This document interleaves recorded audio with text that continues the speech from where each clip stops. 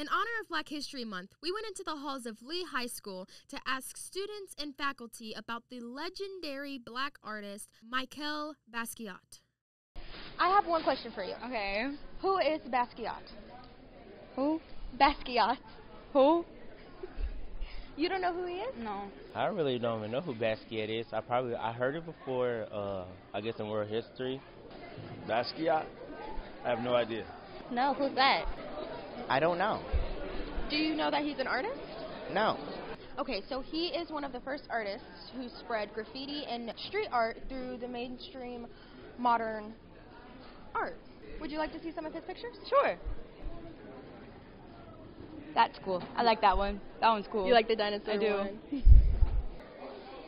one? I like the dinosaur, and this, he looks like a pirate or something, somebody in the war.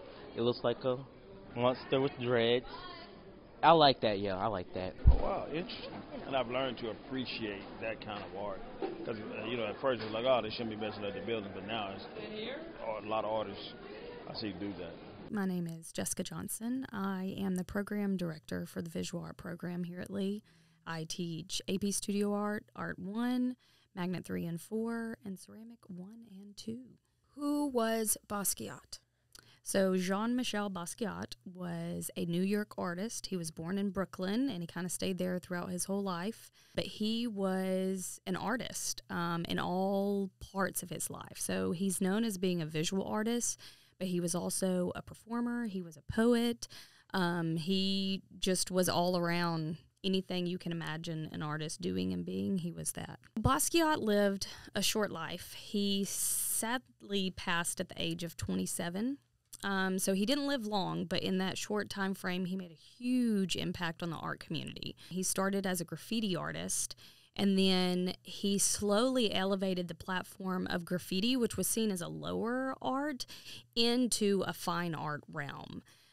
So the fact that he was able to take it out of context and still have it be relevant and people value it, that's one of the most significant impacts that he's made on not only the art world, but the world in general. So for Basquiat, he was constantly questioning the art world. So when he first started out, he was pretty poor. He left his home at the age of 17, basically because his dad kind of kicked him out. So he started selling postcards, and he started basically being able to survive by making art. And then eventually he got notoriety when he paired up with Andy Warhol, who was a well-known artist at the time. This was the 80s. And he started making art that still was unapologetically questioning our society, talking about oppression, talking about societal roles that are in place. He was a Black artist, so he would talk a lot about activism and sort of the battles that he still had to fight. Even when he was making tons of money, he couldn't get a cab to stop and pick him up. So he would pay for limousines to drive him around town because he had money. I think the biggest thing that you can take away from Basquiat and his art, and the mark that he wanted to leave, and he kind of knew that he would leave. He always said throughout his life that he was going to be a legend. He knew it. He passed at 27. He had a really hard life, lost a lot in his life, but he always believed in himself. Even when his work was rejected from some of the most well-known museums, he said to himself, I don't need you. I'm going to be a legend, and I know it. And currently, he has the highest sold painting ever at $110 million that was sold at Christie's auction. Wow. So this is a kid that started from doing graffiti art and making postcards just to buy some noodles. Wow. Yeah. So believe in yourself even if no one else does. Rags to riches. Mm-hmm. That is so inspirational. Yeah. I literally have chill bumps. Oh, my God. He was an amazing artist, and he's part of that 27 club. He lived quick and fast, and it definitely caught up with him, but I think he knew I have limited time, so I'm going to make use of it.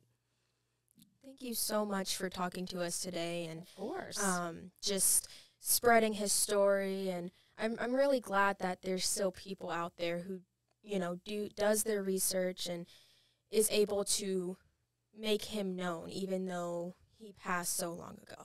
Yeah. And I mean, the fact that he passed from something that's kind of frowned upon, he had a drug overdose at 27, but it also highlights where he was in history, what was going on around him. He was part of the heroin epidemic where drugs were being pushed on people. And unfortunately, he had money and he was in a vulnerable place.